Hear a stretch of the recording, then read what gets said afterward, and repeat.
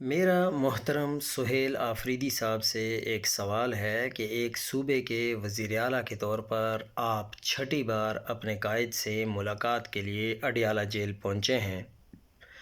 3 عدالتوں کے واضح احکامات کے باوجود ملاقات نہ کرائی جا رہی ہے اور آج بھی پولیس کی بھاری نفری اڈیالہ جیل والے راستے پر تعینات ہے۔ اب سوال یہ ہے کہ اگر یہ تضحیک چھٹی بار ہو رہی ہے تو آپ کی حکمت عملی کیا ہے؟ اگر یہی تماشا 10ویں بار دہرایا گیا تو آپ قوم کے سامنے کیا لائحہ عمل رکھیں گے؟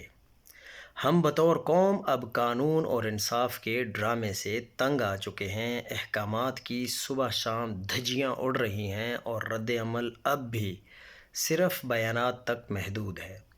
اگر آپ کا مینڈیٹ صرف اڈیالہ کے گیٹ تک پہنچ کر واپس لوٹ آنا ہے تو پھر یہ قیادت نہیں بلکہ مجبوری ہے۔ قوم کو وہ قیادت چاہیے جو دروازے بند ہونے پر اب صرف دستک نہ کرے بلکہ دیوار توڑے۔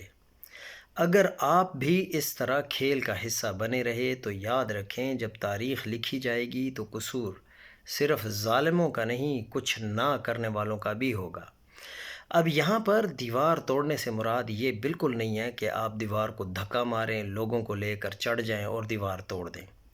یہاں دیوار توڑنے سے مراد یہ ہے کہ آپ ایک سٹانس لیں، عوام کو ایک راستہ دیں تاکہ عوام اس راستے پر چلے اور کوئی نہ کوئی آپ کے دیے ہوئے فیصلے پر عمل کرے اور عمران خان کی رہائی کے لیے کوئی نہ کوئی آئینی اور قانونی راستہ نکل آئے۔